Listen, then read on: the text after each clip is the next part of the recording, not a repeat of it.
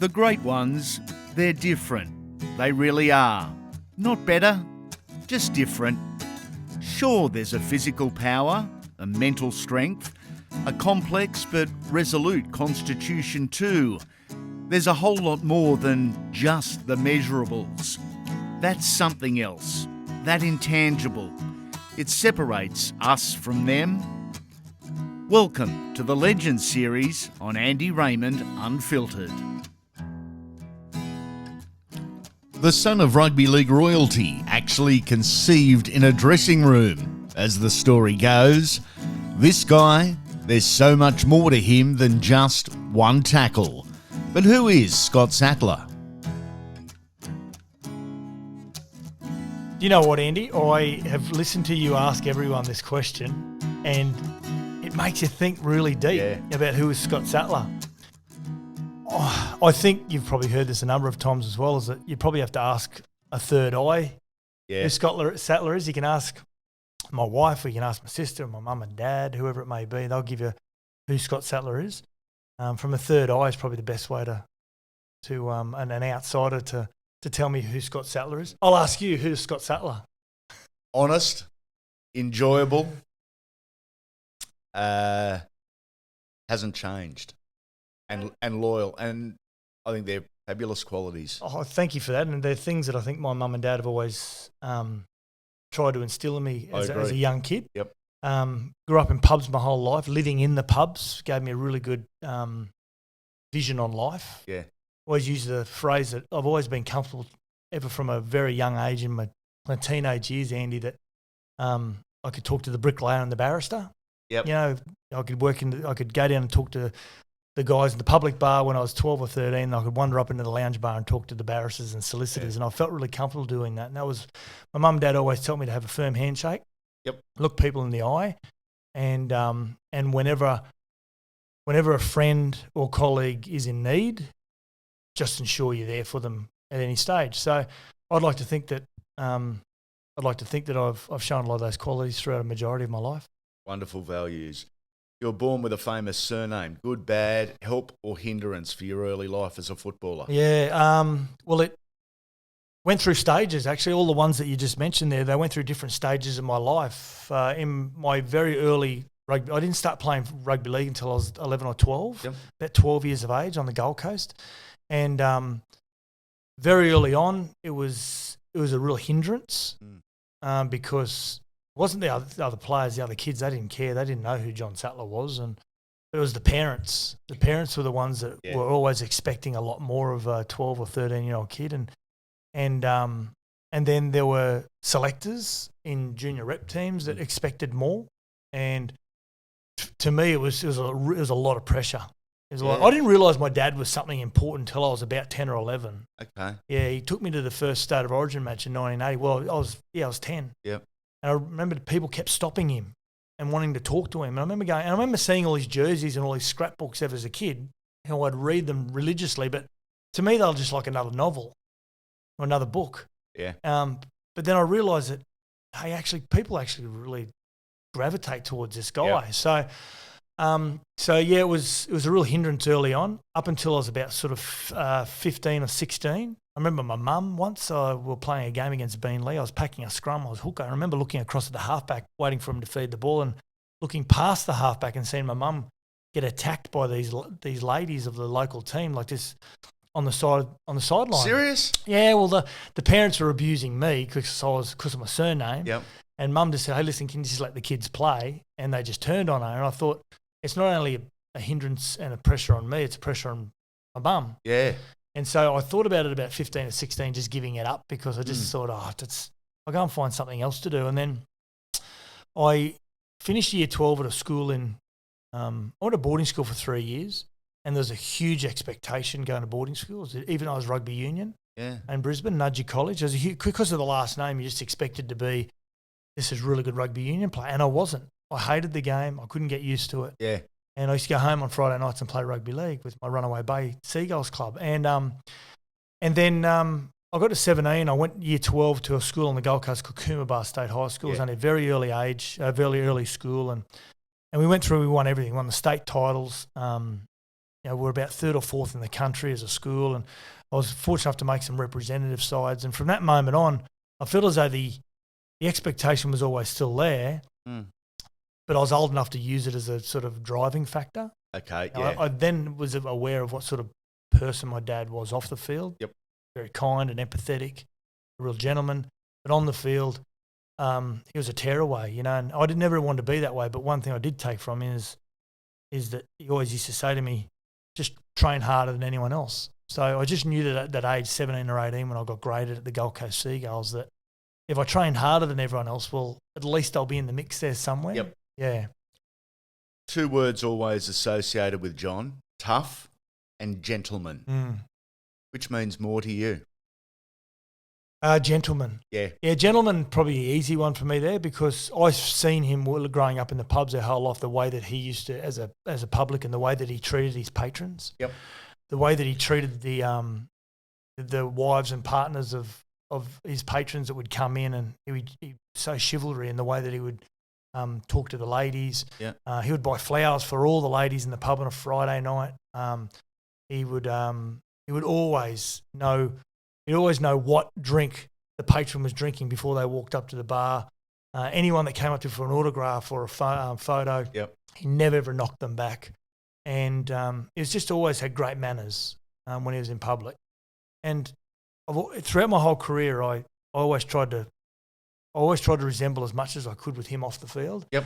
I think it's fair to say, and I'm proud enough to say that I don't think you'd find a fan to say that I've ever ignored them. I think you followed in your father's footsteps in Yeah, that respect. I've never seen you be rude to anyone. In fact, I've never seen you be anything but absolutely welcoming with a smile on your face, irrespective of what's going on in your life. Yeah, I just, even Andy, when you and I work at Fox, and I've worked at Nine for a number of years, how important the cameramen are, and the guys who run those lines up and down the sides of, they're really important to a team. Yep. And so I've never, taking the gentleman side of it, that's what makes me so proud, because he set a really good example. And everyone who plays the game's tough anyway. Yep. Anyone in life, even who doesn't even play in rugby league, they've all got these things you've got to face where you've got to be tough. So tough is second to, I think, him being the gentleman that he was. I remember Bobby McCarthy used to always say, your dad used to, it just bloody amazed me, he would. I said, why? He said, before the game, he'd be really good. He'd talk to us as a team and what we've got to do. And then he'd put his mouth guard in and we'd cross the white line. He said, it'd flick a switch in the back of his neck and turn him into an absolute maniac. He said, then after the game, we'd finish the game and we'd walk across to the South Sydney Leagues Club. And he said, here's a guy he's just kicked and maimed and punched and put 3 people off the field. Yeah. But here he is helping an old lady across Chalmers Street to the South Sydney Leagues Club. I love it. So, yeah. What's really cool about your upbringing and your family dynamic, through press clippings and old videos, you actually have a chronology of your dad's life. Not many families can look back and say, here's dad's life in press clippings or video. Yeah, you're right. Wonderful. Yeah. They're actually one of my most cherished belongings is my father's scrapbooks that my mum was just so diligent in putting them together. You're able to read back on a lot of those, and there's a great photo that it's my favourite photo of all time, actually, is it's my dad, Eric Sims and Bobby McCarthy running down Everleigh Street in Redfern, because Redfern Oval was flooded, so they had to run down to one of the local junior clubs. Wow. And someone took this black and white photo, and Dad's in running shoes, Bobby McCarthy's in footy boots, and Eric Sims is in bare feet. Running down Chalmers. Down to, I think it was Mascot. Yeah. But anyway, you're right. To be able to follow a chronology of events is pretty special, because in this day and age moving forward, it won't happen that much with the current age. Your senior career began in the early 90s. What ended up being your local club, being a Gold Coast boy, the mighty Seagulls. What do you recall of the early years? I remember as a kid, I followed South Sydney. I never wanted to play for South Sydney. Wow. Because that was Dad's club. Yep. And I just know that if I went there, and even later on in my career when I had a couple of opportunities to go there, I deliberately didn't go there. But growing up, I was a Souths fan, but also I was a Gold Coast Giants fan. They came in the comp in 1988. Yeah. And I was a Gold Coast kid. I was about to go into year 12 or year 11, and I just wanted to play for the Gold Coast Giants. Yep. That's all I wanted. They got beaten every week. But old Seagulls Stadium was a great old stadium. And It was, wasn't it? oh, it was wonderful. You talked to a lot of the old footy players. They still loved it. Yeah. You know, it was a big leagues club next to it. Anyway, so at the end of 1990, actually, I was playing under 18s on the Gold Coast. We had a really good team. Went through undefeated at Runaway Bay and got invited to go down and have a discussion with the Gold Coast Seagulls. And so I signed a 2-year contract to play under 21s, 1991 and 1992. And yeah, honestly, it was just the proudest day of my life. I just thought, I'm going to actually wear a Gold Coast. They were then the Gold Coast Seagulls. Then after that, I said, I'm going to wear a Gold Coast Seagulls jersey. How great's that? Yeah. To everyone else in the competition, it'd be a bit of a laughing stock because I got beaten so often. So to play 21s in 91, 92 was great. In 92, we had a really good under 21 side. Out of that side, there was myself and Adrian Vowles and Jamie Goddard and Kevin Campion, who went on to play a lot of first grade footy and Origin as well. So a really good group of juniors. Unfortunately, they let them go. It was stacked. You actually read my mind for the next question, but through 92, 93, when you look back at those photos, you hadn't established yourselves as individuals, but by God, over the next couple of years, there's some serious football talent there. Oh, amazing. There was Craig Weston, who at that stage, early on in his career, they were saying he's going to be the next Wally Lewis. A lot of really good young players that went on to play a lot of rugby league. My memories of those early years, the one that stands out for me is in 1992, myself and Jamie, back then, under 21s, and then you'd sit there after the game and the reserve grade coach would come around and go, do you want to sit on the bench for reserve grade? Love to. So Jamie Goddard and I sat on the bench for reserve grade, and then we got a few minutes in reserve grade, and then they said, do you want to sit on the bench for first grade? Yeah, no worries, we won't get on. We're playing Parramatta at Seagull Stadium. Griffin Air Conditioning offers the highest quality of air conditioning sales and service across the Sydney metropolitan area, providing installation and maintenance to commercial, domestic and industrial customers. Working with this team, you'll be guaranteed the latest services, technology and developments in the industry. Visit griffinair.com.au and tell them we sent you for a cool deal. I remember sitting on the bench and there was about 9 minutes to go and we'd won the game and Wally Lewis was the captain coach. Yeah. We're walking back and the trainer goes up to him and says, do you want to make any changes? And Jamie Goddard and I was sitting there, fresh-faced kids, and I could still recall reading the lips, what he was saying. He looked over and he said, put the 2 young blokes on. Wow. So they come up and said, Sats, Goddard, get up, get warmed up. So we got up and ran on. I remember running on and thinking, I don't care what I do in this game, I want to tackle or be tackled by Brett Kenny. And so the first thing I did, the goal. Yeah, after the scrum, we went on there, scrum got packed, we won the scrum, and I wrapped around to play the ball. I got the ball, I looked for Brett Kenny, I just ran straight at him. I thought, there's a bucket list ticked. How good is that? In 94, you left the coast, you headed south. Why? Was it opportunity? Was it money? Was it off-field progression? A combination? Yeah, I went to the Roosters. Yeah. Hated Sydney. And when I talk about the Gold Coast let go of all these young players, they went and signed a lot of the more experienced players. Now there's a really good group of young players that they needed to hold on to. Work. I think the Gold Coast would have been a really different situation if they made that decision back in the early 90s. And so they basically held off on a lot of us, as myself, Craig Weston. The Cowboys were starting up and the Crushers were starting up in 95. So I signed with the Roosters for 3 years. Wasn't quite sure about it, but I did it anyway. I thought, listen, I've just got to make the jump. So, and I was trying to make it, I suppose I was trying to make a statement as well that the Gold Coast need to hang on to their young talent. Yeah. And didn't like it at all. People, if you ask that question, is there anything you ever regretted? That's the one decision I regretted. Because it was only one game. Yeah, I broke my jaw. I was out for 12 weeks after I broke my jaw. And, but I didn't really fit into Sydney. I was old enough to move to Sydney, but I wasn't mature enough emotionally for Sydney.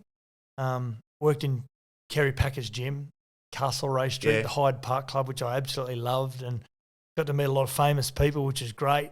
But I never liked Sydney itself. I really struggled. And when I had my broken jaw, I was just lonely.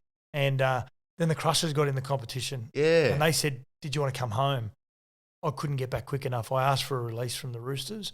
Have a really good relationship with Mark Murray now, who was the coach. Yes. Back then, when I played there, I didn't feel as though that we connected.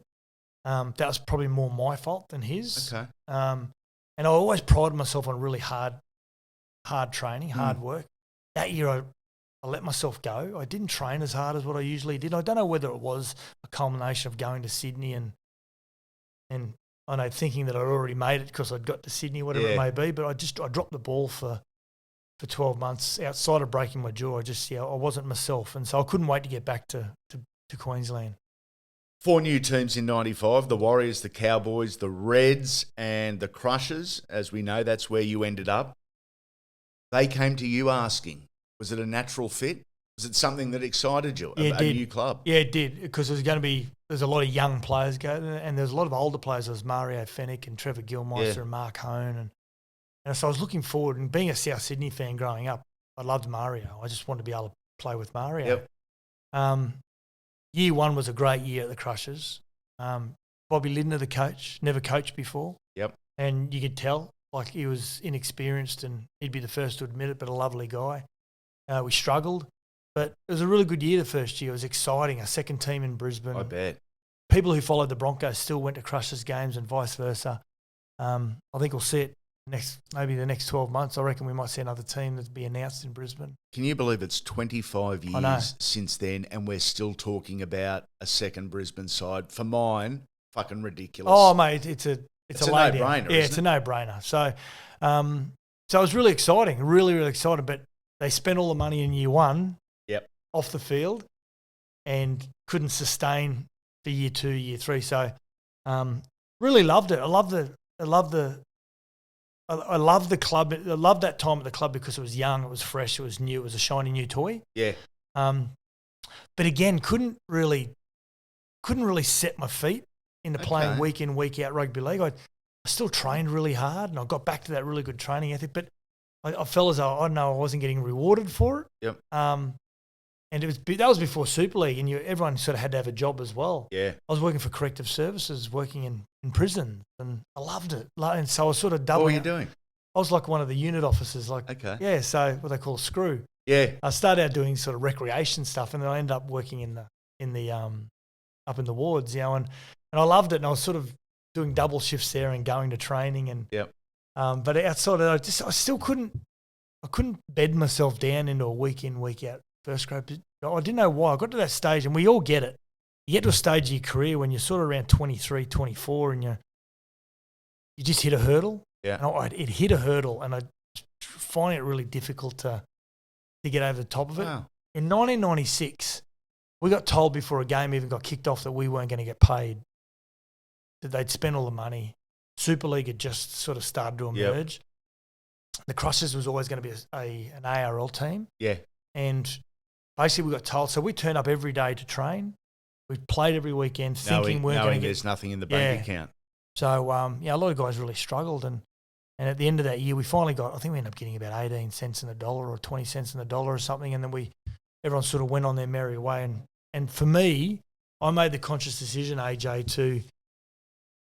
I remember sitting down with my dad and I said, I don't know where I'm at. I'm at a crossroad. I don't know what to do. I was happy with the footy I was playing. I was training really hard, but I just don't seem to be getting rewarded for it. So what do I do? He said, and I remember Dad saying to me, you need to go back to what works for you before. Yep. And that's when I picked up the phone and rang Phil Economides at the Gold Coast Chargers. Because that environment worked for you. Going back to the Gold Coast, where I started at the Gold Coast and starting again. It was a crossroads, mate. It was 5 seasons, 3 clubs, 15 games. Yeah.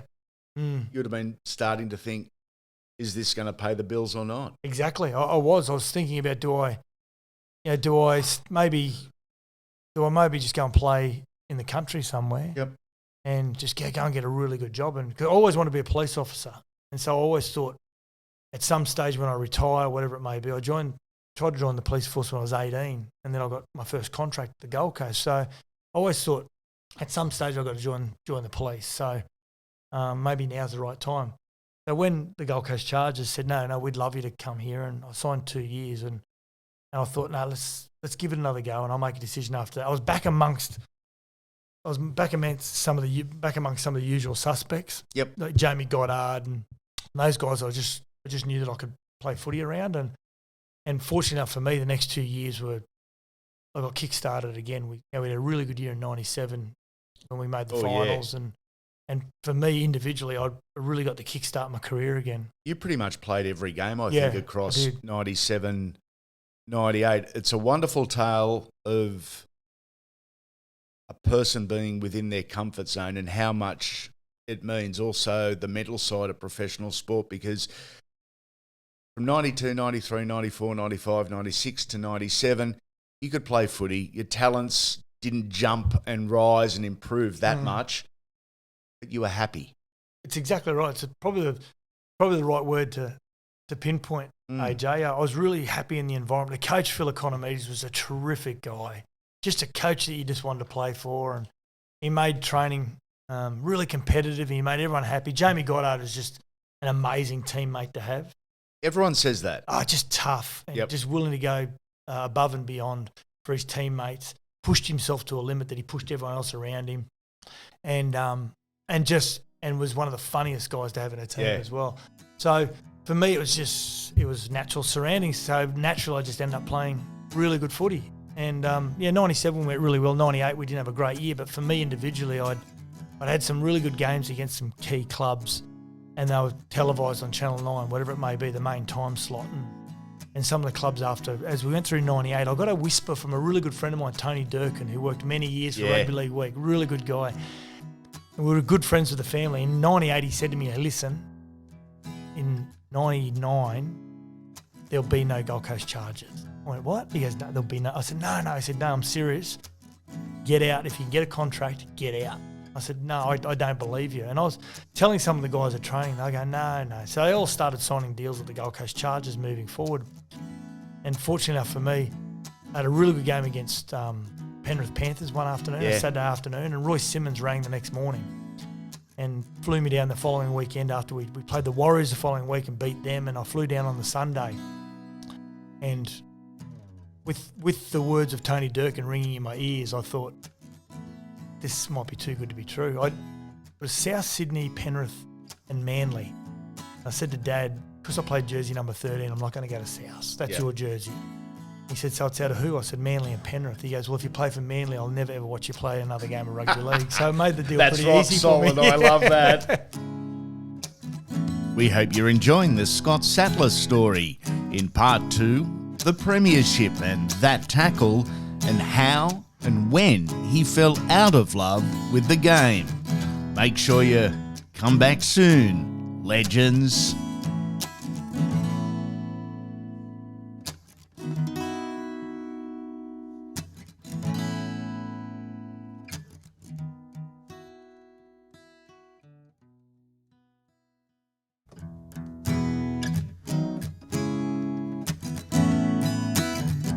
This is Andy Raymond Unfiltered, the Scott Sattler story. Previously, we spoke about the early years, the Seagulls and the Crushers.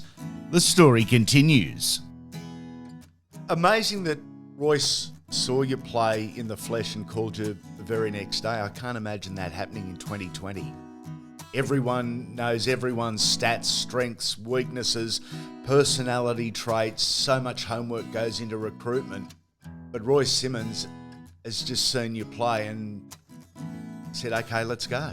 Yeah, and I think Melbourne Storm still do a fair bit of it now, and a couple of other clubs do it really well as well. But what Royce and Mark Levy, the CEO back then, it was really old school. It was, we like the way you play, we'll fly you down, we'll get a gauge of you. We've been around the game long enough to get a gauge of what sort of person you are when I spent the day down there with them. And from that, and I didn't have a manager when I played as well. You didn't? No, well, towards the end I did. I had a guy called Michael, by the name of Michael Searle. Yep. Who, that's probably the last time I'll try and mention his name. Yeah, that's right. But he was my manager, and I had to have a manager for the Penrith deal. Yeah. Because they were offering me like 3-year contract, which and money that I'd never sort of seen money, before. Yeah, and it was starting to get serious. It was, after Super League. So I thought, okay, well, and Michael was a really good a mate of mine back then. He was a good teammate at the Gold Coast Seagulls as well, and always remained really good friends. He was an accountant by trade and was looking after a lot of the world surfers on the tour as well. Okay. So so I asked him to broker the deal, and it got done really quickly, and it was a really exciting time in my life. And you know, I got hammered a fair bit on the Gold Coast from the local media for doing it. Disrespectful, not loyal, left the Gold Coast twice now. But then in about 3 or 4 weeks after that, it got announced that the Gold Coast Chargers were no longer going to be in the competition. So made the decision pretty easy. A huge difference that 3 or 4 weeks makes in the tip-off from Tony Durkin.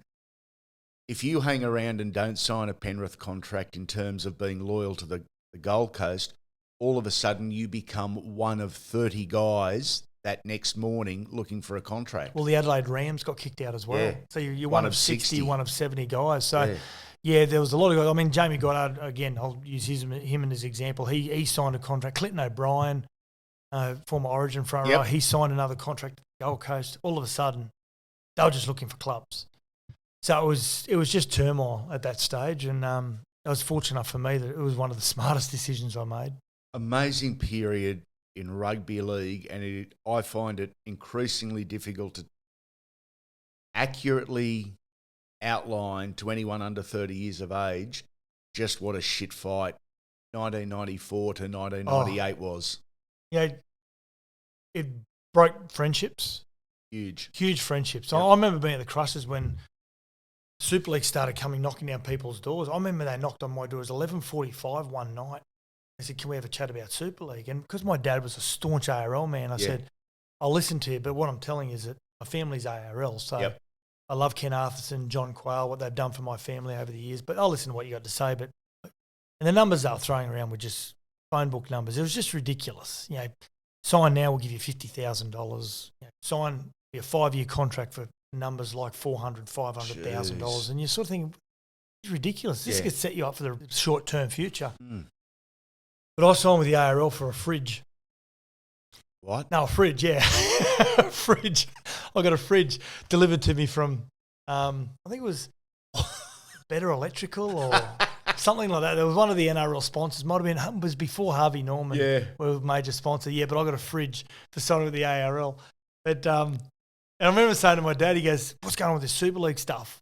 I said, "It's crazy, Dad." You know, like I said, "What are you going to do?" I said, "Well, I knocked back Super League. They were talking these sort of numbers, but I signed with the ARL because you're a staunch ARL man." He goes, "You idiot." Really? Idiot. But yeah, I remember turning up to training and you'd talk to players and say, "Oh, did you hear about so-and-so just signed with Super League?" And all of a sudden he just got ostracised from the group. Yeah. It was one of the greatest forms of bullying and harassment that you've seen in the workplace if your teammate had signed with the opposition. And vice versa. If they'd signed with the ARL, the Super League guys would just go, "Hey, what are you doing? Like, you're an idiot." So, it was really raw. It broke up a lot of friendships. I remember talking to Matty Johns and Robert Finch and those sort of guys about what happened with the Hunter Mariners and Newcastle Knights. And it's just what happened in Newcastle. Brutal. It was brutal. The irony is you would go to the Panthers in 99. They were a Super League affiliated side and they'd go on to win the Premiership in 03. Now, it's often spoken about the group of exciting youngsters that came through at this time at the Panthers. What is often overlooked is the established core group of senior players of which you were a part of. It was a perfect mix in a rugby league football side. And you got to have it, as you know. Yeah. You've been around footy teams and a lot of sports for a long time, AJ. The young guys taught the older guys how to win again. Yep. We saw that with this Penrith team this year. Not able to go that extra step in 2020, but set a really good platform for next year. But in saying that, in 99, we had a really good year, 99, just missed out in the finals. And 2000, I think we finished 4th or 5th. 2001, wooden spoon. Huge turmoil in the club, mutiny in the club. Yep. A faction of players wanted to get rid of Roy Simmons and was successful in doing that. Yep. Hated the way that it happened. You can say in hindsight the way that it worked out with Johnny Lang was the right way. The way that it happened, towards a really good man. Yeah. It was just horrible how it happened. It affected a lot of families. Mark Levy lost his job, the CEO, the strength and conditions, the assistant coaches all lost their jobs. It's brutal at times, isn't it? And it's a brutal game, but there's got to be a way that it's not It's not what happens; it's how you go about it. Fully And agree. I didn't like it at all. But Don't worry, mate. I've lived that the last yeah, year. you're right. Yeah, Fuck. exactly. It is a brutal world. But in saying that, in 2002, we started seeing this group of youngsters coming through from the junior reps. Luke Lewis had played a game in 2001 as a 17-year-old, and Luke Rooney as well. So Royce Simmons really set John Lang up for really good success.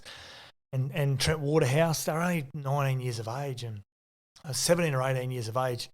And then 2002 came around, they played a little bit more footy, and I think we finished second or third last. And then 2003, we just saw this shift after about 5 rounds. We're still running second last after about 4 or 5 rounds. But we just saw this shift. And we played the Warriors in New Zealand, and we beat them really comfortably. I remember being on the bus going back to the hotel in Auckland. I remember saying to Gerds and Ryan Girdler and Craig Gower saying, we could make the finals this year. Not a bad little team when we put it all together. Yeah. And anyway, what we started seeing emerging is that you turn up to training to do extras half an hour before regulation training time.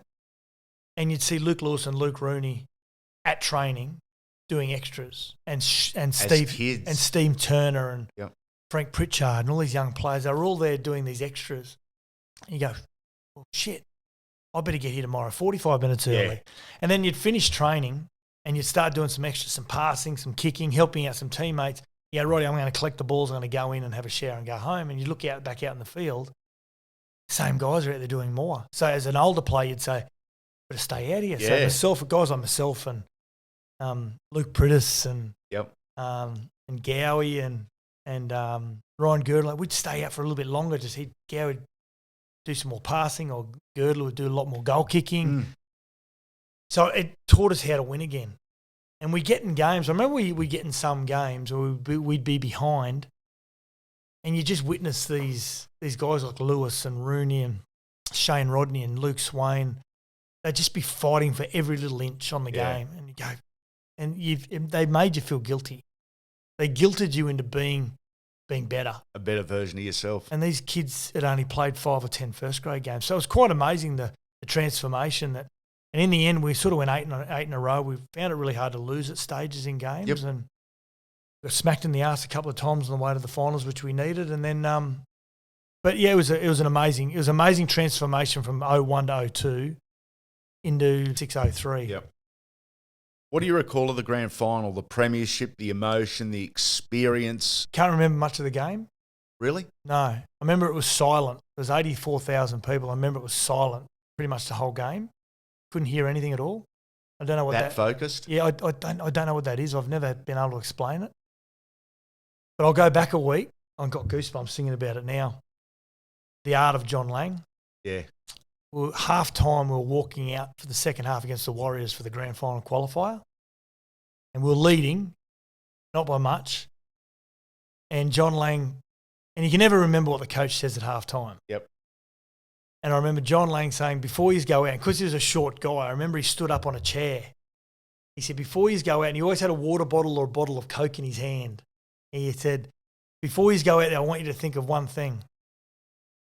What you do in the next 40 minutes decides whether you're sitting on your couch watching 2 other teams play in a grand final, or you're standing for a national anthem. You make the decision. What a line. So we walked out and we were pretty convincing in the second half and went to a grand final. And on the Monday we turned up for training, AJ, and I'll never forget it. He said, this week there's going to be a lot of media. There's going to be a lot of appearances, footy show, grand final breakfast, radio, TV. I want you to do it all. I just want you to soak up the atmosphere. I just want you to experience everything that what is grand final. What a positive outlook. Because he always used to use the example of Danny Lee and Andrew Eddingshausen. Yep. 2 of his favourite players never got to win grand finals. So we did. And our game plan was, we're playing a great team. I can't see any weaknesses at all. I don't know how we can beat them.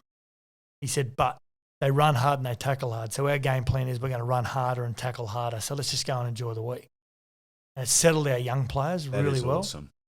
What do I remember about the grand final itself? I remember Craig Gower's speech. Never spoke before a game, Craig Gower. Even as captain? No. Just used to lead by action. Yeah. But he just said, I'm as a Penrith boy, I'm so proud to lead the jersey that I grew up loving out on the grand final day. I hope we can just do it all together. Yep. And I remember Tony Pullatua crying next to me after Craig Gow spoke. And then in the game, I remember the national anthem. I remember Troy Casadale singing the national anthem, and I wanted to go shake his hand because I was a massive fan, but it was pouring rain. They rushed him off the stage. But can't remember too much of the game. I can remember the game itself. It's about, I can remember vividly, it's a 62nd minute. We were leading 12-6. Yep. And I thought that we'd done all we can to win the game, but we were starting to run out of gas. And I thought, how much longer can we hold on? It's a long 18 minutes. I said, I don't know how much longer we can hold on here. And then Martin Lang, who'd been knocked out twice that game, one by Jason Kalis, another one by Luke Ricketson, knocked out cold, got back off the canvas and just kept running into the defensive line. And he ran onto this ball and they come out of the line again to try and hit him. And they both hit him at once, but both the Roosters players. I think Mick Crocker was one of them. And they both just pinballed off him and hit the ground, and he kept running. And I thought to myself, yeah, they're not going to beat us tonight. So I can remember that. I can remember that moment vividly. Wow. Yeah. Any elite athlete will tell you it takes more than just being physically fit to be at your best. And our friends at Galaxy Finance can have you at the top of your financial game. From home loans to investments and self-managed super funds, they provide complete solutions. Call Galaxy Finance on 1300 91 7740 and mention you heard it on Andy Raymond Unfiltered to get an obligation-free chat to see how Galaxy Finance can assist you. The most asked question of your career, that tackle. We have giggles about it across the years, and we're going to get into that. But it's special. It's one of those moments. You look back now, you're proud of it? I'm proud of it, not because I thought it was a big moment in the game, because still to this day I don't think it was. Because, and I'll tell you why. Wow. Special to me individually because it was my last game for Penrith. Yeah. And from a fan's point of view, I love going out to Penrith and still being welcomed out there. Yep. And whether it's because of that, I'm happy to live with that. It was special for me because people were talking about it after the game, and that my father had an iconic moment in the grand final, and people still talk about our one in 2003 or my one in 2003. So to have a father-son, so that's a selfish view of it. Beautiful, yeah. From a team point of view, John Lang's first meeting with me in the pre-season of 2002, he met with me, AJ, and he said, as a lock forward, I want you to play old school. I want you to play Ron Coote style. And what I want you to do is, if the ball is on the other side of the ruck, to play the ball on tackle 5, and you're on the other side of the field, he said, I just want you to, because you used to give me a roving, when the number 13s now, they play in the middle. They're like a third sort of front row. Exactly right. So I was allowed to roam all around the field. So at this time, I was on the opposite side of the field. He said, on the 5th tackle, when the kick's going to go, I just want you to just start heading in behind. He used to always say, just in case you needed. Wow. So from every training session from that moment on to that last game that I played at Penrith, I did that every day and every game. And it was the last game that I played that it was needed. So for me, it wasn't a big thing because Johnny Lang had prepared me for it. People say that it was a huge turning point in the game. I still don't think it was.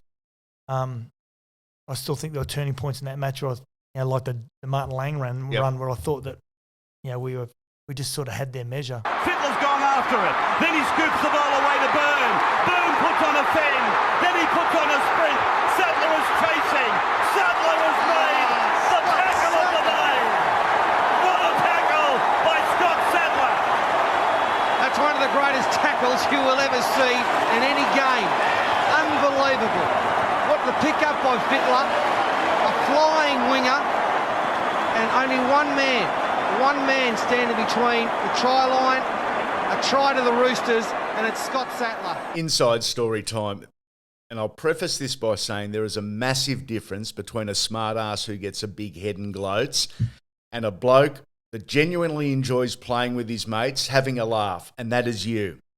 And there's a good core group of mates around you, myself included, that still giggle about that tackle whilst you talk it up and you talk yourself up. Now, you can't tell lies here.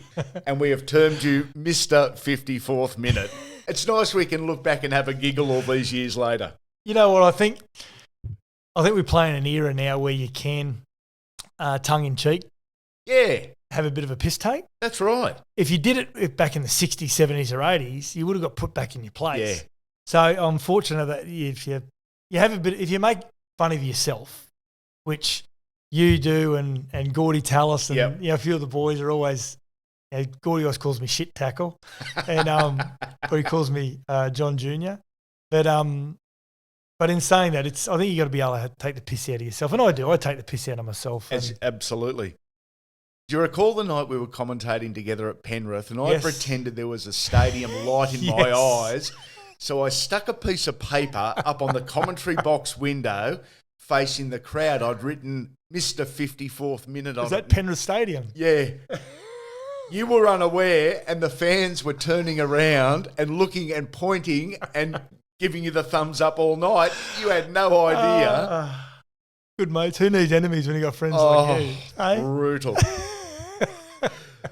Mate, 6 clubs in total, 118 games for the Panthers, more than twice what you played at any other club. If I had to ask you, you consider yourself a Panther?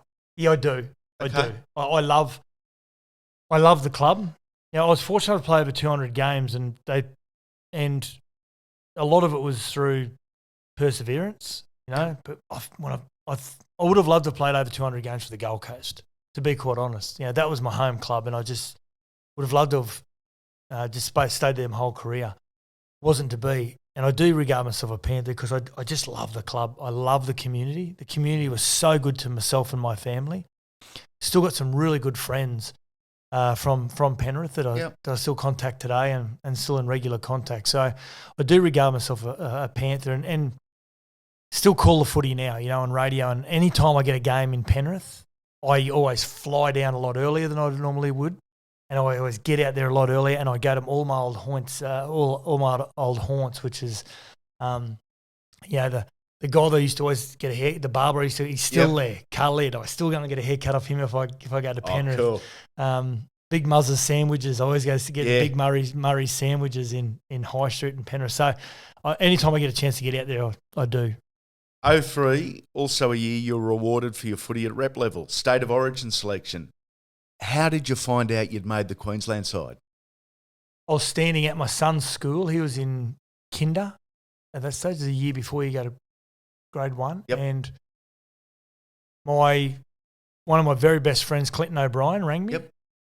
And he said to me, "Congratulations." I said, "What for?" He said, "You're in the Queensland side." I said, "What do you mean?" He said, "You're in the Origin side for game 2. I said, "Really?" He said, "Yeah." He said, "Has no one called you?" I said, "No." He said, "Yeah, you've just been named." I said, "What position?" He goes, "I'm not quite sure. They mentioned you as the second oldest person since Arthur Beetson to debut." I went, "Oh, wow, okay." And I didn't know how to. Then my son came out, who was a mad rugby league fan. My son learned how to read by reading a big league magazine. Yeah. You know, and he came. I said, "Guess what?" He said, "What?" I said, "Daddy made Queensland side." And he said, "What number?" Because he's all about numbers, my young bloke. And I said, "I don't know yet." He goes, "Oh, I hope your number, whatever." You know, I was like, so I went home. I remember going home and there was a message on the message answering machine. Remember the old time you had the old answering machine? It's from the QRL saying, "Oh, Scott, it's Des Morrissey, head of selectors, just to say that you've been selected in the Queensland side. Please give us a call." So I only got to play one, AJ, which as a 31-year-old is like playing 10. Yeah. Also frustrates you when you sort of say, "Oh, why couldn't I have played more?" Yep. I thought my form was good enough over the years at Penrith that I agree. I could have. But in saying that, it is what it is, and got to live a lifelong dream. I remember as a kid, I was 12. I went and I saved enough money up working in the pubs with Dad. At 12, I went down to the local sports store and I bought a Queensland jersey and an Australian jersey. And my dad made me take them back. He said, "You don't buy those things, son. You earn them." And so I remember ringing Dad and saying, "Dad, guess what?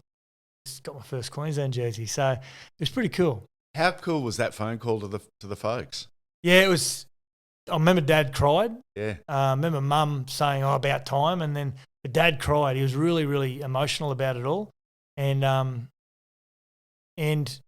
then the next 10 days was, even at 31 years of age, Andy, and we're halfway through a season which looked like being a pretty good season for Penrith.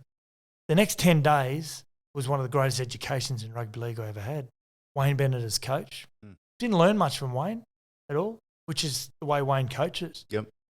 But to watch the way Gordy prepared, watch the way that Darren Lockyer prepared, it just is, and Shane Webke and Petro Sivanasiva and those sort of guys, I sort of just sat back and I really absorbed everything about what they did. Was it everything you dreamed of? And more. Yeah, and more. I remember looking up at the I remember my jersey walking into the ANZ Stadium, and the jersey that wasn't hanging up. I remember sitting down, and Steve Walters, as team manager, came out. Actually, Bobby Lindner presented me with my jersey, and he gave me my jersey, and I remember sitting and just looking at my name on the back of it, thinking, "Wow, this is amazing! Like, this is real." And then running out, I've never felt hate like it. And then standing there, and when New South Wales ran out, I'd never felt my body shake as much as hearing the New South Wales fans when New South Wales ran out in the ANZ Stadium, led by Joey and no, Danny Badiris it was, and Joey played, but it was frightening what my body went through. I remember looking up at the first time I looked up at the scoreboard, the time, and there was a minute and a half to go, and it felt like it'd been 10 minutes. It was brutal, absolutely brutal. The West Tigers were recruiting in 03 for the 04 season. Why the move? Because you were settled and you were killing it. Salary cap. I was in Origin. I remember we're up at Springbrook, up in the hinterland of the Gold Coast at the Origin camp, and I remember Gordy reading out, as Gordy used to always do because he's the loudest in the room. Yeah. He's reading out the headlines in the sport, and everyone's going, shut up. Then he said, Sats, you're going to Souths. I went, what? He goes, it's got here that you're going to the Rabbitohs. I went, what are you talking about? So I remember reading it and saying that Penrith won't be able to fit me under the salary cap. I'm 31. They've got all these young players coming through. And that's how you found out? Well, at the start of the year, Shane Richardson, who, mind you, is a really good friend of mine today, and back then was a really good CEO as well. He turned Penrith around off the field as well. But he said to me at the start of the year, if you have a good year by sort of May, June, if you're going really well, we'll have another couple of year contract for you. And I was going really well. It was one of my best seasons. And then to make Origin sort of represents that you're going okay. Yeah. I didn't think they anticipated the young guys going that well, is what they did. So they had to upgrade a lot of those. And that's the way that I learnt. And then when I got back from Origin, I went and had a meeting with John Lang. I said, do you want me here? He said, yeah, I do, but I don't control the finances. So I had a meeting with Shane Richardson. He said, I can offer you something, but it's going to be embarrassing. And so I said, well, just offer me something. I don't want any more. I just what I've been on. And he said, or a little bit less. I don't care. And he just said, I'll show the offer. He wrote it. I remember he wrote it down on a scrap piece of paper and he pushed it across the table to me. And it wasn't enough to live on. And I just sort of thought, I put it this way, it wasn't six figures. And I thought, okay, well, as you know, I've got a young family. I can't. Yep. He said, no, this is why I'm telling you that I want to do everything I can, but we probably won't be able to fit you under the salary cap. So South and the West Tigers and Bradford in England had made some inquiries, and Roy Simmons was at West Tigers. Yeah. But I always loved watching Tim Sheen's coach sides, Raiders.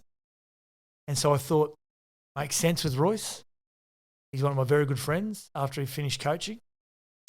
I love playing under Royce, but I want to be coached by Tim Sheens as well. So to go there was a natural fit. I was never going to go to South. I definitely wasn't going to get England at that stage. And I ended up at the West Tigers. And I tell you what, I signed for 2 years. Yep. And one of my favourite seasons, 2004. And unfortunately, my knee didn't allow me to play 2005. I remember Tim Sheens ringing me through November, December at the end of 2004 when I sort of said about 6 games to go. I told Tim that I couldn't play any longer after the season. I finished the rest of the season, but I wouldn't be able to go through another pre-season training. He rang me in December. I remember I was cleaning my friend's pool on the Gold Coast and Tim Sheens' name came up. He said, "Are you sure you don't want to come back? You come back, we'll monitor your training only train 1 day a week. You'll be the captain. And I said, mate, I'm not going to do that to you. I told you to use my money for the younger guys, which they did, Dean Hallertau and Liam Fulton, those sort of guys. And if I can't train the whole week, I don't play well. So I'd just be a passenger, Tim. Well, they went and won the comp, didn't they? So it wasn't the best decision. Do you regret that decision now? Now, in my body now, I do. At the time, no. Because I remember when he rang, I went and put a pair of sand shoes on. I said, listen, I'll give you a call back this afternoon. I went and put my running shoes on and I went for a run. Just to test the knee. Yeah. And I got probably 500 metres into the run and I was walking horribly after it. So I just thought, no, I wouldn't be able to do it. You're a Gold Coast boy. You're one of the faces, movers and people integral in the submission of the Titans and the admission of the Titans. I would imagine, because it's rugby league, which isn't always a normal industry, that period of your life was probably busier than anyone could or would imagine, and an enormous roller coaster of emotion. Will we make it? Won't we make it? What was it like when you did make it? Amazing. It was on the day that Chappelle Corby got found guilty. I'll never forget, because it didn't dominate the headlines. Chappelle Corby did, being a Gold Coast girl. That's right, yeah. So I'll never forget, it was when I retired, John Cartwright was going to be the coach, and Michael Searle then at that stage was still a very good friend of mine. But he'd always said to me, I want you to play some role when you retire. John Cartwright came to me and said, I want you to be the strength and conditioner, which I thought about, and I thought I was always going to join the police force. Yep. But then I thought about it, and I thought, no, I wouldn't mind giving another couple of years in the game and see how I go. Finished in 2004, went straight into what was then called the Gold Coast NRL bid, up against Central Coast, John Singleton. And really impressive bid. I'll give Michael Searle one thing: he can put together a bid team. And then about 4 or 5 months into it, I was enjoying the operational side of it. I said, can I be general manager of footy? And I'll find another strength and conditioning for you. And he said, yeah, no worries. So then I was in the role of recruiting players, and we were signing players without even having a club. We signed Preston Campbell and Luke Bailey without even a club. Didn't even have a license. And they signed with our club in the event that we did. And when we got the word in May 2005 for the 2007 season, I remember we were all standing in the office, and we knew that Michael Searle was on the phone to David Gallop. And he walked out. I'll never forget, he walked out, opened the door, he walked out, and he clapped his hands together in front of me. He said, we're in. We all cheered, celebrated, all said, so what do we do now? Yeah. Well, now it's in overdrive. We just got to sign as many players as possible and get as many sponsors as we can. So, we were fortunate. We had a great place to come and live. Yep. Our recruitment tool was players getting off the plane to talk to them about signing with the club. And straight away, we'd take them from Coolangatta Airport straight out to Kirra. And we'd drive all on the coastline from... Great postcard. Oh, Kirra all the way up to a golf course. For a lot of them, we used this golf course called the Villa. Yeah. And we used to take them to this golf course overlooking this beautiful private golf course, and we'd talk turkey with them there. Yeah. Most times, often than not, by the time they got on the plane, they'd signed a letter of intent. And we're able to amass a really good side. So it was an exciting time on the Gold Coast because it was professionally done. A period of instability since. Yeah. Sadly. It's been a period of change, a period of controversy at times. It certainly hasn't been easy. You're no longer officially with the club. Does it give you a great deal of satisfaction over the last 6 to 12 months seeing that finally they appear to be headed in the right direction? Yeah, I do. During a middle period there when there were blue-collar workers that weren't being paid the money that was owed for the building the centre of excellence, seeing a lot of families hurt, and then the off-field drug saga. It just, from one situation to another, bad recruiting, became a graveyard for players. I actually fell out of love with the club, to be honest. I fell out of love for the club there for a while there when I left, and I didn't ever want to leave. I still would love to be in that job today. Yep. Because I'd loved being part of the inaugural years of that Titans franchise, and But when they got some really good leaders in there, some good community leaders, Rebecca Fazell and Darryl Kelly and co, and then they signed Justin Holbrook, who I spent some time with at Penrith and know how much of a quality human being he is. Yep. I just knew they were going to make some really good decisions and the important roles, and the way that Justin engages not only the media, the community, but also his infectious personality with the players. Yep. You can just see the immediate results. So, I'm proud to look at them as a club and say that I think in years to come they're going to be quite a successful club. I think. Do you want to be involved in rugby league again, or is that chapter in your life closed? No, I was conceived in a dressing shed, AJ. Even though I'm still involved in rugby league on a week-to-week basis, calling the game, which I thoroughly enjoy for SEN, I just absolutely love it. Mm. Would I like to be involved at an administration level? Absolutely. Yeah, I think the one skill that I have always been able to have is in operations, but also from a talent identification and recruitment point of view. So, I'll never say never. I'd like to think that I'd still be involved at some stage in the coming years. A wonderful career, equally as wonderful as the fact you're a great ambassador for rugby league on and off the field. Mr. 54th Minute, you, sir, are a legend. Thanks, AJ. Great to be here, mate. Good to see you again. A new episode of the Legends series drops every Tuesday and the weekly Wodge every Thursday. Subscribe to the podcast wherever you're listening and follow us on social media at The Andy Raymond. Then you won't miss a thing. Come back soon, Legends.